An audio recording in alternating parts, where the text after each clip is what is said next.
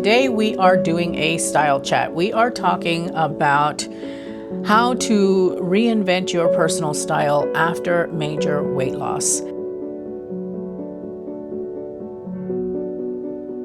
This is as good a time as any to introduce myself. My name is Aurelia. I am a style coach. I am also on a GLP-1 weight loss journey. I had asked about this particular topic a while back, and I do apologize that it's taken me a really long time to do this video, but it is time. While I am by no means at the end of my weight loss journey, as a style coach, I have worked with clients in the past that needed to find their journey after weight loss or after a big change in their body composition, in the way their body looked. Let's be perfectly honest. It's going to take more than just this one video to help you to find your personal style. It's a journey. It takes time to figure out your personal style, years sometimes, and it's ever evolving. It never stays the same, or at least it shouldn't, because we are ever evolving creatures ourselves. These tips that I'm going to share with you, though, hopefully will help you to think about what your personal style is, what you would like your personal style to be, how you want to see yourself, how you want others to see you, and so just some general tips and tricks on how to look your best and how to embrace this discovery that you're going to be on. Because I mean, I fully understand the excitement of losing weight. You know, you are in a new body, you walk into stores and you're trying things on in a size that you never thought that you would fit into, and you just feel like, oh my gosh, this is not going to fit me, and then you get into it and it does, and you're just elated.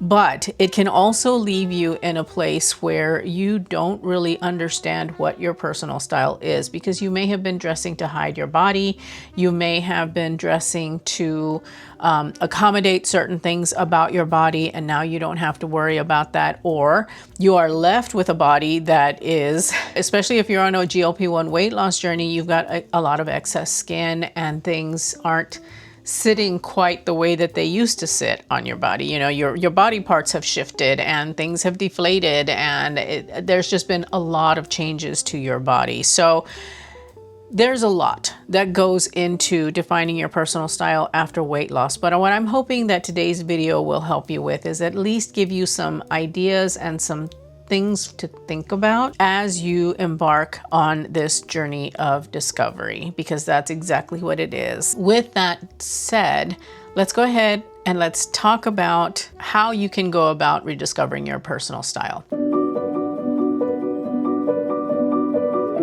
This is probably the most important thing to do, is to consider your lifestyle. Do you work? Are you retired? Are you a full-time caregiver at home? Are you all of the above or none of the above? I mean, you have to think about what is your life? What is the reality of your lifestyle? Because in today's world, we've got social media that is constantly bombarding us with influencers, me included, that are telling you, oh, you need this, and oh, you need that, and you should wear this, and you should wear that. Or you just look at them and you say, wow, she's got herself really pulled together. I want to look like her. But you work in a corporate office like a law firm where it's very conservative. Or maybe you're even in a profession that requires a uniform, like the medical profession, you know, or if you're in the trades and you've got to wear a certain uniform. So there are a lot of things to consider about your lifestyle, because that's going to dictate about 80% or more of your wardrobe.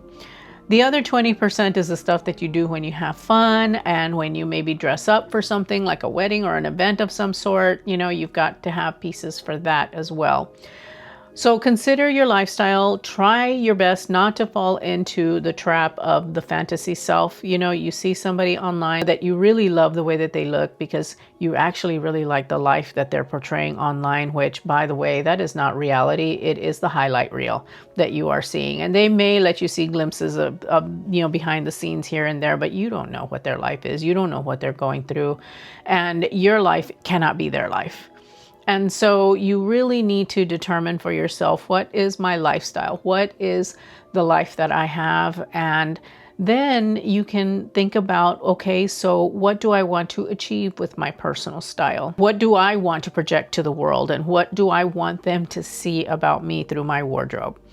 It is very, very important though that you do take the time to dress, and you try and dress to your personality, whatever that is. A lot of people will tell you dress in the best that you can. Well, yeah, you have to dress in the best that you can, but you also have to align with your own personality. That's why it's called personal style, because it is very, very personal to you. Make sure that you are taking that into consideration, understanding what the style goals are that you want to achieve. Do you like to wear makeup? Do you not? Do you want to wear makeup? You know, how do I do my hair? What do I feel about my hair? What are my body hang-ups? You know, all of these things that you want to consider. So journal on it and understand that it's not going to be solved overnight or with just one video. You're going to have to ponder it. You're going to have to journal on it and meditate on it and think about it and understand what it is that you really, really want. It takes time. It does not happen quickly, despite what the internet might tell you. When it comes to weight loss, things have deflated. Things have moved around. Things don't sit the way they used to. Having a really, really great bra to hold things together is 100% the top recommendation as far as like the apparel that you would want to get to help you with your personal style. And that's why I'm really super excited that today's video is being sponsored by Shapermint. They reached out to me and asked me if I wanted to try some bras, and I said yes, because I've lost about 30 pounds on my own GLP-1 weight loss journey, and so things have moved around, and I needed new bras. I was really excited to try them out because I've been, you know, I've known about Shapermint for quite some time, and I wanted to give them a shot, and I have to say that I have zero regret. I love their bras. I have never had a bra be so comfortable and also so flattering to my figure.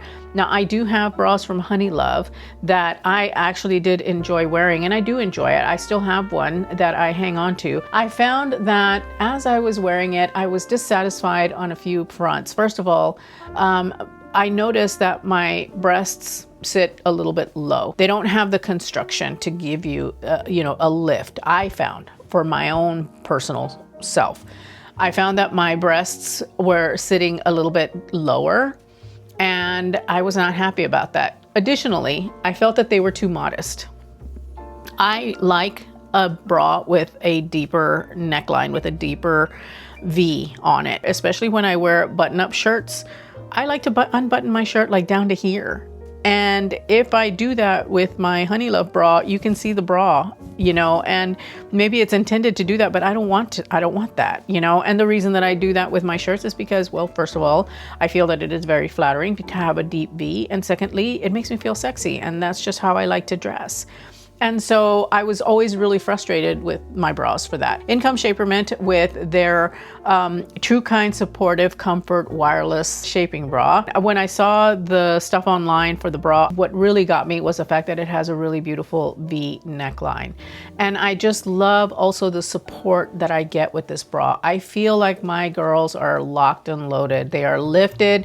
And when you wear a bra that actually lifts your breast up off of the rib cage, you immediately look thinner. Your posture is better even because of it. It does have a really nice thick band around the side and around the back to help hold in all of the skin, because I do have quite a bit of loose skin under my arms right here. And so I get a lot of spillage with some of my other bras, but not this one. This one is holding things in really, really well. Super, super comfortable. I mean, I am like very comfortable in this bra. I forget that I'm wearing it a lot of the time. So I have to say that that's a huge win for the bra. It's not pinching and binding and moving, and I don't have to constantly be adjusting it and adjusting myself, and I feel very much thinner, and like my posture is wonderful because the bra is holding everything up, and it's wonderful. It is fabulous. And you don't want to have low-hanging breasts when you've lost weight, because that kind of defeats the purpose of losing weight, because it makes you look chunkier than you actually are. I highly recommend their bras. They also have got shapewear, shaping camis. They've got other bra styles like a strapless, that's a bandeau style, and various other styles of regular strap bras. Oh, one of the other cool things about the Shapermint bras, by the way, is that the straps, first of all, don't slip, but secondly, they're convertible, so you don't have to buy a special bra to wear something that's got a racer back or a halter back or whatever. You've got your Shapermint bra that's going to be doing that for you. So that's a huge win as well. I have to say that I am incredibly, incredibly pleased with Shapermint bras, and I am interested in trying some of their other products. I highly recommend Shapermint. I think that they are really, really great. They are definitely worth a try. By the way, if you have questions about bra sizing, please, I am not a bra fit specialist. I cannot help you in that realm. That is not my zone of genius. I would recommend that if you have got questions about sizing, Shapermint provides you some guidance on their website as to how to measure yourself for a bra. But what I would recommend that you do is go to Nordstrom or Soma or someplace that can get you fitted for a bra, and then you take that information and bring it to the Shapermint website so that you can match your sizing, because they go not by band and cup, which is so good. I think it's a lot freer when you can go by actual sizing, like extra small on up to 4XL. And it just depends on what size the band is. That's going to dictate the size of the cup. That would be my recommendation. But please, if you ask me to help you with bra fitting, I can't. I do not understand how to do it. That's not my zone of genius. And so I'm unable to help you with that, other than to direct you to have yourself fitted by a professional bra fitter. It is a specialized skill, and I would urge you to go to the professionals, because they're going to be able to help you the best. So with that said, thank you to Shapermint for sponsoring this portion of today's video. I am so impressed with their products. The try-ons that you've been watching in the last week or two have been me wearing this bra. I am absolutely floored, and I love it. I think it is the best bra I think I've owned ever. So again, having those foundational garments are very, very, very important, because they are going to help the clothes that you do buy fit much, much better. And it's in turn going to help you to look and feel better. Size is just a number. Fit is truly what matters when it comes to trying clothes on and buying clothes and defining your style, because a lot of women do get hung up on the number. I understand, because growing up, especially if you're Gen X like me, size was everything. That number meant everything. It took me a long time to learn that it's just a number. What really matters the most is fit. You want to make sure that whatever it is that you're wearing fits you well and is a flattering fit for your body type.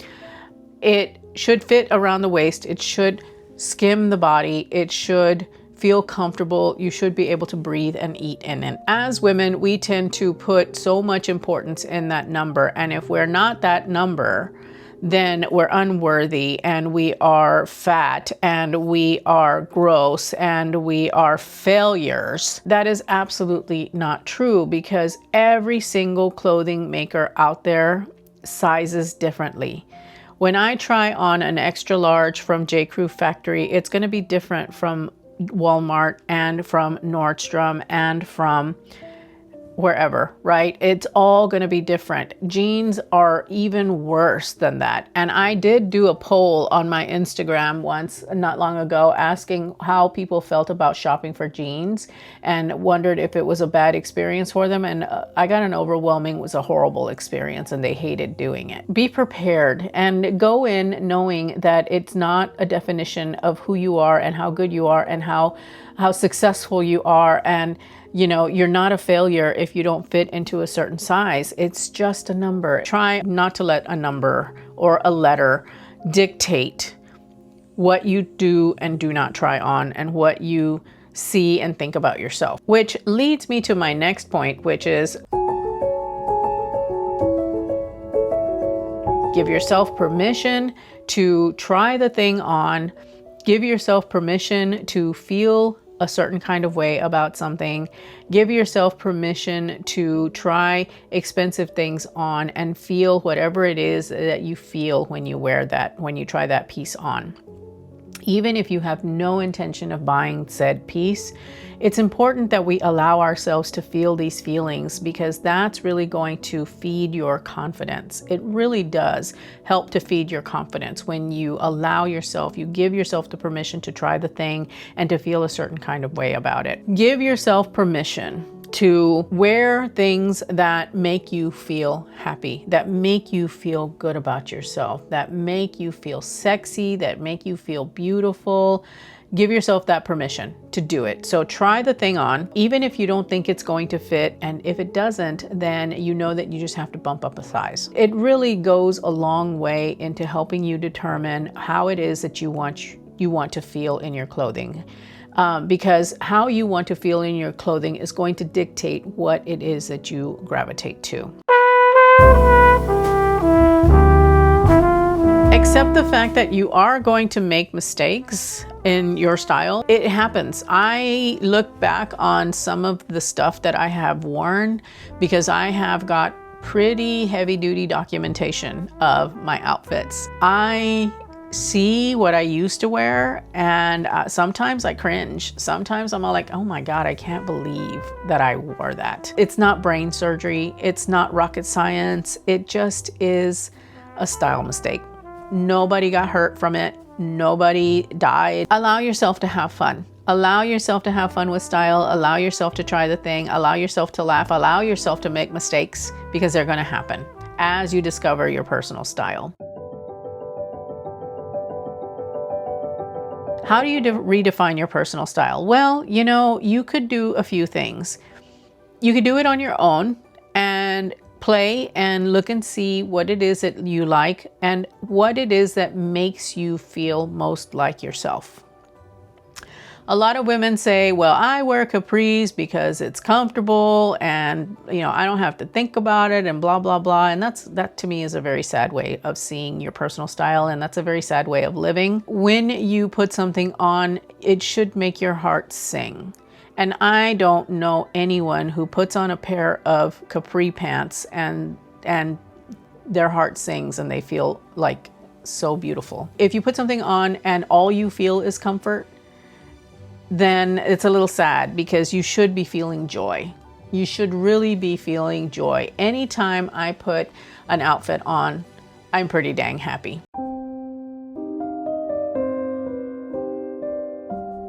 I wrote about this in a recent Substack article. So if you're not following me on Substack, you know, my newsletter, then make sure that you do, because I talk about these in those articles as well. And I go into a lot more depth, I think, in those articles. But really, I wrote about the fact that stylish women, they don't have to make decisions about what they're wearing, because they know what looks good on them, because they know what makes them feel good about themselves, and they know how to use outfit formulas to their advantage. So all they have to do is throw something on even on the most rushed of mornings, when all you have is 5 minutes to get ready. You know exactly what to wear because you know what looks good, and you have those fallback formulas, and you know how interchangeable they can be. So that's another thing about defining your personal style, is start leaning into your outfit formulas. Understand those things, when you put them in a certain combination, look good together. So the example that I used in my Substack was, you know, I had to get dressed quickly, and I threw on this top, a pair of jeans, my Bella straight leg jeans from Quince, and my Hermes sandals, and I grabbed a bag. And that was my outfit. No thought. I got ready in like less than 5 minutes with a pair of earrings, and with the time it took me to put some earrings on. A gold hoop is usually what I wear as my default. I know that that is my go-to outfit formula, regardless of what time of year it is: a top, jeans, shoes, bag, and some earrings. And so it can translate to winter, a sweater or a cardigan, right? So it's a sweater, a pair of jeans, a pair of loafers, and a pair of earrings and a bag. You know, you just grab it and go. So when you have got these outfit formulas that you can fall back on, when you understand what those outfit formulas are, you can interchange all of the different pieces. And it could be on a work day, it's Monday, you don't really feel like putting the time or thought into getting dressed, so you fall back on a button-up shirt, a pair of wide leg trousers, a pair of kitten heel pumps, and a blazer. And then on another day, it could be, instead of the button-up shirt, it could be a sweater or a cardigan. On another day, it could be a different button-up shirt, or it could be a t-shirt. But you have those outfit formulas in your mind that you can easily fall back on. So you don't have to put a lot of thought into what you're wearing. You just need to know those formulas, and that way you can mix and match. You can like plug and play any pieces that you have in your closet.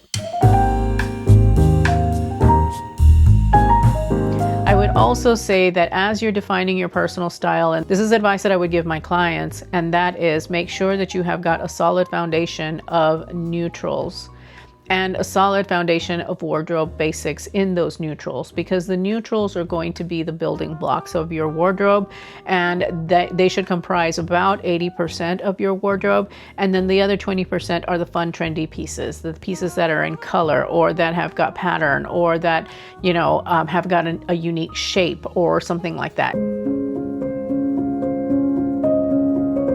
Use your accessories to your advantage.